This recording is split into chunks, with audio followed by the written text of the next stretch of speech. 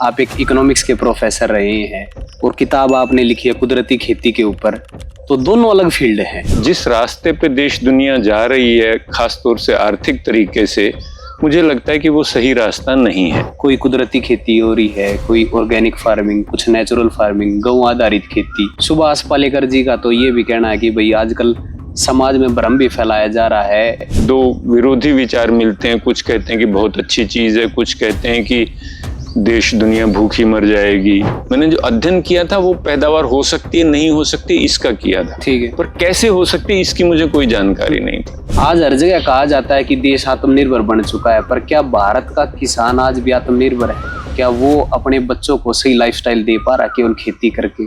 पुरानी जो खेती थी वो किसान आत्मनिर्भर था। जमीन उसकी, पानी कुदरत का दिया हुआ, मेहनत उसकी, बीज उसके, खाद उसकी, उसे किसी पर निर्भरता नहीं थी। जैविक खेती पौष्टिक भोजन के साथ साथ क्या ये पर्याप्त भोजन भी दे सकती है क्या दुनिया भर के लिए?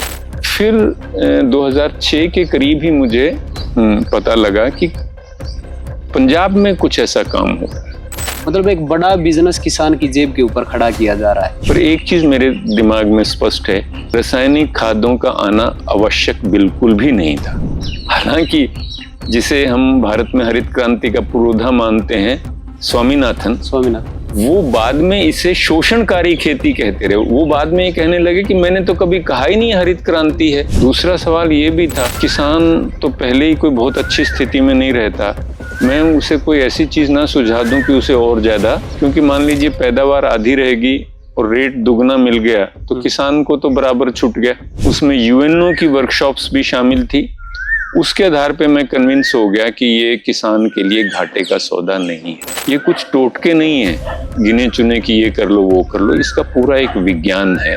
किसानों को मैं कोई ऐसी चीज नहीं बताऊंगा जो उनके लिए घाटे का सौदा साबित हो।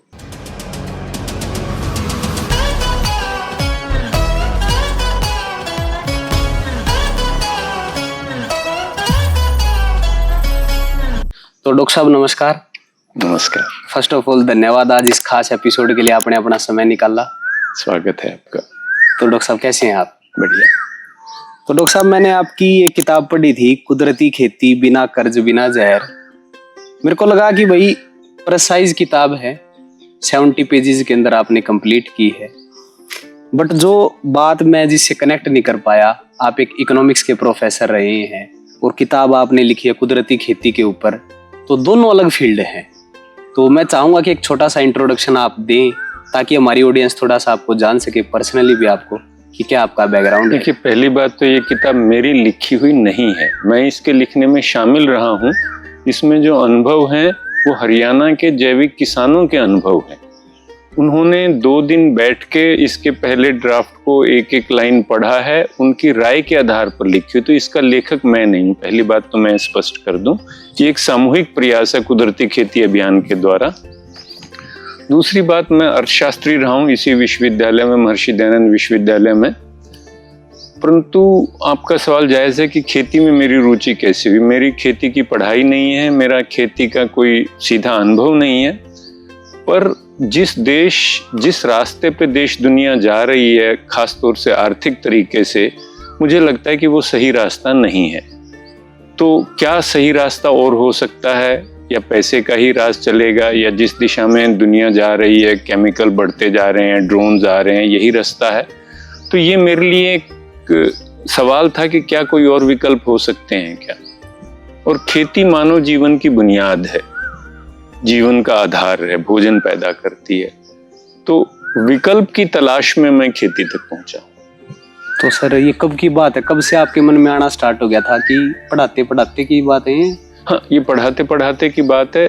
वैकल्पिक अर्थव्यवस्था के बारे में तो मेरी बहुत पुरानी रुचि, अपने छात्र जीवन से रुचि है। खेती के बारे में बात ऐसे हुई कि 94-95 में एक वर्कशॉप हुई जिसमें मुझे जैविक खेती के बारे में पता चला। ठीक है। और ये उसके बाद से फिर मैंने इसकी छानबीन शुरू की, पढ़ने की कोशिश की। 2 विरोधी विचार मिलते हैं, कुछ कहते हैं कि बहुत अच्छी चीज है, कुछ कहते हैं कि देश दुनिया भूखी मर जाएगी। तो अब कौन सच है कौन झूठ है ये तय करना जरूरी था। तो बहुत सालों तक मैं ऐसे ही इसको एक्सप्लोर करता रहा कि किधर से क्या मिलेगा। जो पक्षधर थे वो बिल्कुल इसके पक्ष की बात करते थे, जो विरोधी थे वो कहते थे कि बिल्कुल नाश कर देगा दुनिया का ये। तो ये सब प्रक्रियाएं चलती रही। 2000 फिर मुझे किसी ने बताया कि ऐसे आपको रेडीमेड तो कोई आंकड़े नहीं मिलेंगे, आपको खुद इस पे अध्ययन करना पड़ेगा, आंकड़े बहुत हैं। तो उसके आधार पे मैंने फिर, पहले मैं सोच रहा था कि कोई मुझे किताब, कोई अध्ययन मिल जाएगा जिसमें कि ठोस इस प्रश्न की विवेचना होगी कि जैविक खेती अच्छे पौष्टिक भोजन के साथ साथ क्या ये पर्याप्त भोजन भी दे सकती है क्या दुनिया भर के लिए। तो वो तलाश थी, मुझे लगा कहीं एक जगह मिल जाएगा। तो बड़े विरोधी विचार मिले। फिर मैंने किसी ने मुझे बताया कि ये रेडीमेड आंसर आपको नहीं मिलेगा, आपको इसकी तलाश खुद करनी पड़ेगी, बिखरा हुआ है। तो मैंने वो अध्ययन शुरू किया, पढ़ाते हुए अध्ययन शुरू किया। 2006-7 में मेरा वो अध्ययन पूरा हुआ। दुनिया भर के सेकेंडरी लिटरेचर का जो छपा हुआ एज एन इकोनॉमिस्ट जो आर्टिकल्स थे वो मैंने अध्ययन किया। उसमें यूएनओ की वर्कशॉप्स भी शामिल थी। उसके आधार पे मैं कन्विंस हो गया कि ये किसान के लिए घाटे का सौदा नहीं है। ना किसान के लिए घाटे का सौदा है, ना देश दुनिया के लिए घाटे का सौदा है। ये वास्तव में हो सकता है।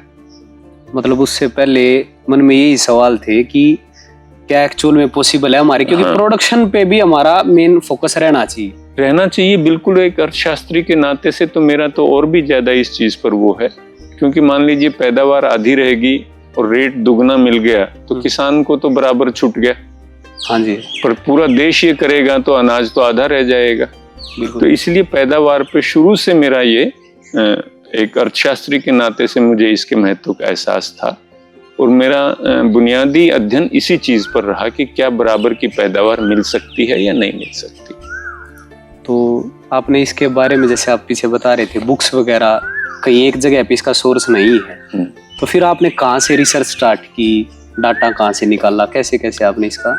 नहीं, वो तो फिर आप जैसे और रिसर्च होती है लाइब्रेरीज में, इंटरनेट से इधर उधर, HAU में भी मैं गया, वहाँ की लाइब्रेरी भी कंसल्ट की। और जब आप किसी चीज़ पे फोकस ढंग से ढूंढना कोशिश करते हैं तो आगे से आगे रेफरेंसेस मिलते जाते हैं। हाँ जी। एक आर्टिकल पढ़ते हैं, किताब पढ़ते हैं, उसमें 4 और किताबों का जिक्र होता है। हाँ जी। और तब तक इंटरनेट भी आ गया था, तो उस तरीके से मुझे सामग्री मिलने में। और जैसे मैंने कहा कि एक बड़ी वर्कशॉप यूएनओ ने उन्हीं दिनों में की थी, जिसमें दुनिया भर के लोग, वैज्ञानिक अलग अलग देशों से शामिल थे। वो रिपोर्ट्स भी थी, तो उसके आधार पे मेरा अध्ययन हुआ। और पहला जिससे मैं कन्विंस हुआ, क्योंकि मेरे दिमाग में एक अर्थशास्त्री के नाते से तो ये था कि किसान को तो चलो दुगना रेट मिल जाएगा तो उसका काम चल जाएगा, पर देश का क्या होगा, अर्थशास्त्री के नाते से वो सवाल था। दूसरा सवाल ये भी था कि किसान तो पहले ही कोई बहुत अच्छी स्थिति में नहीं रहता, मैं उसे कोई ऐसी चीज ना सुझा दूं कि उसे और ज्यादा घाटा हो जाए। बिल्कुल। तो मैं इस चीज की पड़ताल करके करना चाहता था। तो 2006-7 में किसी समय मेरा ये आर्टिकल, मैं कन्विंस हुआ, उसके आधार पर मैंने लेख लिखा, जिसका क्या था कि जिसका शीर्षक कुछ ऐसा था कि क्या ऑर्गेनिक एग्रीकल्चर क्रांतिकारी है। ऐसे शुरुआत हुई। फिर उसी प्रक्रिया में मेरे हाथ में किताब लगी, ऑर्गेनिक फार्मिंग सोर्स बुक, जिसमें भारत के अनुभव थे, बड़े पैमाने पर विस्तृत थे। और उसमें ज्यादातर जो अनुभव थे वो दक्षिण भारत के थे। मिर्च की खेती का है, आंध्रा का है, कहीं किसी ऐसी चीज का है। अब वो हरियाणा से नहीं जुड़े हुए थे। हाँ जी। और मैं क्योंकि नौकरी करता था तो उस तरीके से ये कोई मैं फ्री तो था नहीं। और जैसे मैंने बताया ना, मुझे खेती की इतनी जानकारी थी कि मैं केरल जाके या कहीं और जाके मिर्च की खेती का उसके बारे में अध्ययन कर सकूं। और फिर ये सवाल भी लोग उठाते थे कि वहाँ की ज़मीन अलग है, वहाँ का मौसम अलग है, पानी अलग है, उसमें कामयाब हो जाएगा, हमारे यहाँ नहीं कामयाब हो सकता। ये आमतौर पे 2 विपरीत विचार लोगों के बीच में दिखते हैं। कभी कभी तो अपने आप को दुनिया में सबसे सर्वश्रेष्ठ मान लेते हैं, और कभी यूँ लेते हैं कि बाकी दुनिया में जो हो सकता है हमारे यहाँ वो संभव नहीं है। तो वो भी एक चुनौती थी कि स्थानीय तो गेहूं का तो धान, हरियाणा के लिए गेहूं मुख्य फसल है, उसके तो उदाहरण नहीं थे। फिर 2006 के करीब ही मुझे पता लगा कि पंजाब में कुछ ऐसा काम हो रहा है। ठीक है सर। तो मुझे लगा पंजाब में हो रहा है तो पंजाब में तो मैं जाके देख भी सकता हूँ, दूर नहीं है। और पंजाब में अगर हो रहा है तो हरियाणा पंजाब तो लगभग एक जैसे ही है। तो मैं पंजाब के संस्था खेती विरासत मिशन के कार्यक्रमों में आने जाने लगा, बातचीत करने लगा। पर क्योंकि मैं यूनिवर्सिटी में पढ़ाता था तो ऐसे बहुत ज़्यादा छुट्टी तो होती नहीं थी, तो वर्कशॉप्स में जाते थे और वर्कशॉप्स में वो बोलते थे कि इतना ऐसे हो जाता, बहुत अच्छा हो जाता, ये हो जाता, वो हो जाता है। एक वर्कशॉप में मैं लुधियाना में गया हुआ तो मैंने कहा अब मुझे ये नहीं मुझे तरीके बताओ कैसे होता है। ऐसे करके बताओ उसको। नहीं, तरीके तो कम से कम बताओ, ऐसे नहीं कि तरीके हैं, तरीके क्या हैं वो तो बताओ।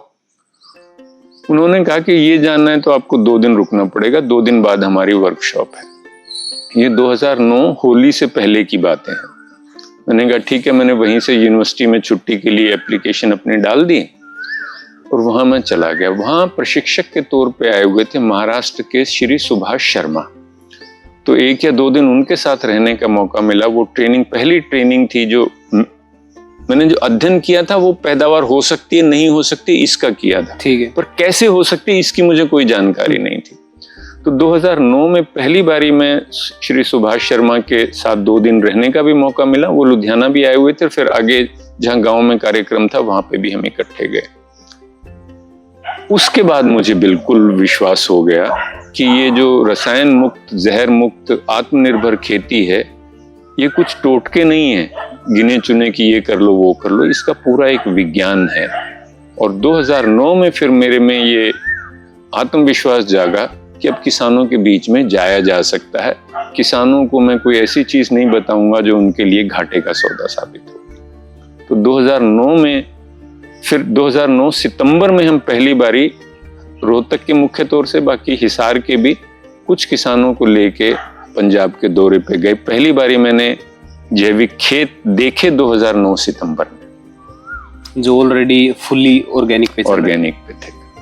एक सर ये बड़ी कंफ्यूजन है आजकल की, भाई कोई कुदरती खेती हो रही है, कोई ऑर्गेनिक फार्मिंग, कुछ नेचुरल फार्मिंग, गौ आधारित खेती। सुभाष पालेकर जी का तो ये भी कहना है कि भाई आजकल समाज में भ्रम भी फैलाया जा रहा है। एक जो 0 बजट नेचुरल फार्मिंग है जो सुभाष पालेकर जी ने दी है, वही एक इकलौती ऐसी पद्धति है जो पूरे विश्व में किसान की इनकम 2 गुना कर सकती है। इस बारे में आप क्या कहना चाहेंगे? देखिए, आपका नाम क्या है रौनक? हाँ जी। मेरा नाम क्या है राजेंद्र। हमारे नाम अलग अलग है। तो मुख्य तौर से जो पद्धतियां हैं इनमें नाम का ज्यादा फर्क है। ठीक है।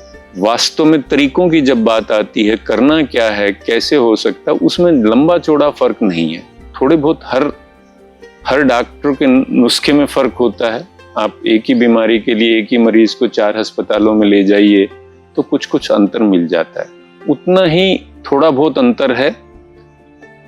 इस अंतर को हम मेरे ख्याल में नजरअंदाज कर दें, और जो समानता है 90-95% इन सब के बीच में एक समानता है। ठीक है। मैं ये नहीं समझता कि गाय अनिवार्य शर्त है जैविक या जहर मुक्त खेती की, परंतु बैलों वाली खेती सबसे अच्छी है और संभव भी है। और बैलों वाली खेती है तो फिर गाय चाहिए ही आपको। जी सर। परंतु मैं गाय को अनिवार्य शर्त के तौर पर नहीं देखता। और हमारा अनुभव भी ये है कि जो काम गाय के गोबर और मूत्र से हो सकता है या देसी गाय के गोबर और मूत्र से हो सकता है, 19-20 के अंतर के साथ वो भैंस के गोबर मूत्र से भी हो सकता है। ठीक है सर। तो विभिन्न नाम तो खैर अलग अलग हो ही सकते हैं। इन पद्धतियों में अगर आप देखेंगे, अंदर जाएंगे तो 90-95% बातें तो एक जैसी है। ठीक है सर।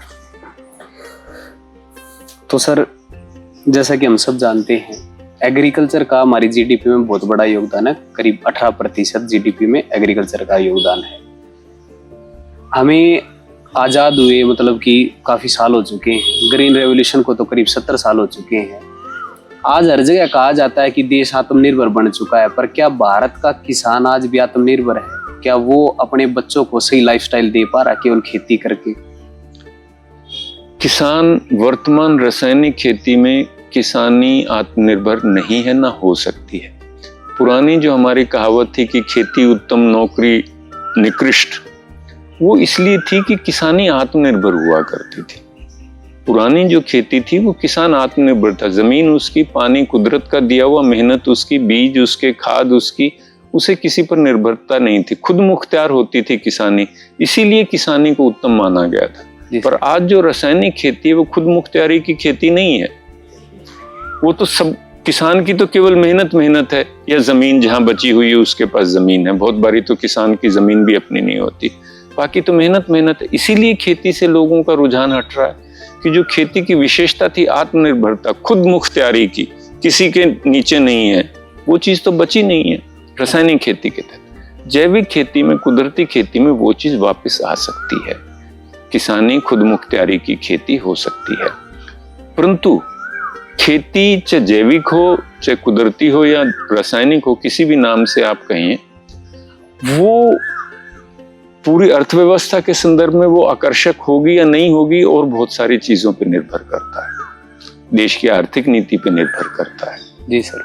देश की आर्थिक नीति ऐसी हो जाए कि सस्ते के नाम पे विदेश से बड़े पैमाने पर अनाज आ जाए, चीजें आ जाएं, और वहां की सरकारें वहां के किसानों को सहायता दें जिसके चलते वो सस्ता दे पाए, और भारत की सरकार वो दे ना पाए, तो चाहे जैविक खेती करोगे चाहे रासायनिक खेती करोगे तो किसान तो पिसेगा। बिल्कुल सर। परंतु इतना मैं अवश्य समझता हूं कि जैविक खेती करने से रासायनिक के मुकाबले में किसान बेहतर होगा। पर किसानी की स्थिति सुधारने के लिए केवल जैविक खेती पे आना ही पर्याप्त नहीं है, और भी समाज में परिवर्तन होने चाहिए। तो सर, जैसे आप इकोनॉमिक्स के प्रोफेसर रहे हैं, तो ये एक मैं सवाल आपसे पूछना चाहूँगा, जो ग्रीन रेवोल्यूशन को लाया गया, ये एक्चुअल में ये पॉजिटिव इम्पैक्ट के लिए इसको लाया गया देश के अंदर, या ये कोई बड़ी बड़ी कंट्रीज या बड़ी बड़ी कंपनीज का इसमें कुछ वो था? क्योंकि आज के दिन हम देखते हैं किसान को बीज भी बेचा जा रहा है, दवाइयाँ बेची जा रही हैं, अब लैंड भी खराब होगी उसके लिए भी सोइल अमेंडमेंट्स आ रहे हैं, मतलब एक बड़ा बिजनेस किसान की जेब के ऊपर खड़ा किया जा रहा है। देखिए, मैं इतिहासकार नहीं हूँ, तो इतिहासकार के नाते तो मैं इस पे जवाब नहीं दे सकता कि किसके कारण आया, क्यों आया, कैसे आया। पर एक चीज मेरे दिमाग में स्पष्ट है कि रासायनिक खादों का आना आवश्यक बिल्कुल भी नहीं था। अगर आज हम बिना ये ग्रीन रेवोल्यूशन टेक्नोलॉजी के, बिना खाद के, बिना दवाइयों के, रासायनिक के बराबर की पैदावार ले सकते हैं, तो उस समय भी संभव था। ये कहना कि बिना रसायन उस समय देश भूखा मर जाता है, ये गलत है। और कुछ लोगों का उस दौर का अध्ययन भी ये बताता है, रिसर्च भी अब सामने आ रही है, कई लोगों की रिसर्च सामने आई है कि वो जब ये भारत में हरित क्रांति का आगाज हुआ, जिसे हरित क्रांति कहा जाता है, हालांकि जिसे हम भारत में हरित क्रांति का पुरोधा मानते हैं स्वामीनाथन, वो बाद में इसे शोषणकारी खेती कहते रहे। वो बाद में ये कहने लगे कि मैंने तो कभी कहा ही नहीं हरित क्रांति है, मेरा तो शब्द ही नहीं है, तो फलाने का शब्द है। और उनकी संस्था के पब्लिश डॉक्यूमेंट ये हैं जो जिसे कुछ लोग हरित क्रांति कहते हैं, उनकी संस्था, स्वामीनाथन की संस्था, जो तथाकथित हरित क्रांति के पुरोधा हैं, वो उसे शोषणकारी खेती कहती है। ठीक, तो हरित क्रांति बिल्कुल भी अनिवार्य नहीं थी। वो आई क्यों, किसके कहने से आई, एक गलत फैसला भी हो सकता है और साजिश भी हो सकती है। मैं इतिहासकार नहीं हूं, मेरा उस चीज का अध्ययन नहीं है, तो उसके बारे में मैं कुछ नहीं कह सकता। परंतु ये निश्चित तौर पे कह सकता हूं कि उसका आना उस समय भी अनिवार्य नहीं था। हमने जो किताब जिसका आपने जिक्र किया था वो लिखी है, वो छपी जो किताब है, उसमें आजादी के तुरंत बाद के 3-4 साल के उस समय के कृषि पुरस्कारों की पैदावार के आंकड़े हैं। ठीक है, कृषि पंडित कहा जाता था उस समय उन्हें। उनमें गेहूं है, आलू है, चावल है, ज्वार है, धान है, इन सब की पैदावार के आंकड़े हैं। और ये 1950, 51, 52, 53 उस दौर के आंकड़े, सरकारी आंकड़े हैं। वो पैदावार आज भी कई बारी किसान को नहीं मिल रही है। उस दौर में कितनी पैदावार थी सर? वो तो मुझे ऐसे मुजबानी याद नहीं है, किताब देख के मैं बता सकता हूँ इसमें से।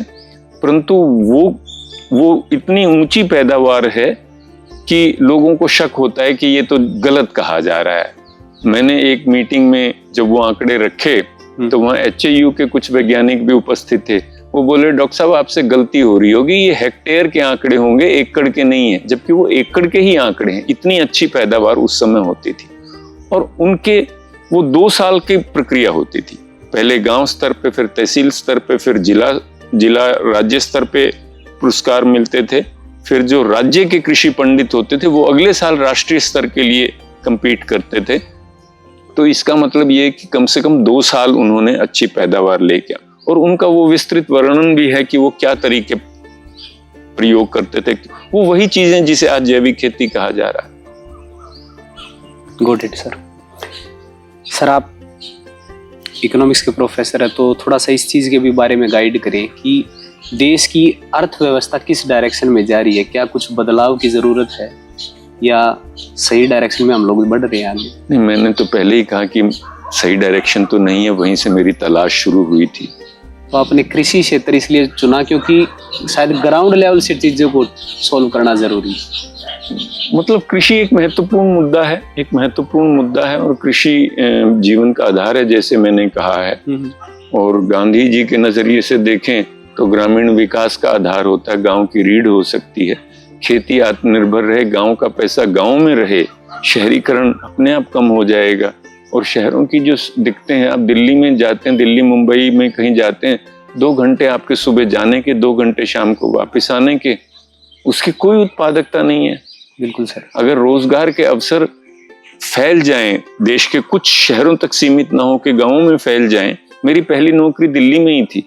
मैं दिल्ली की नौकरी छोड़ के MDU की नौकरी में आया था।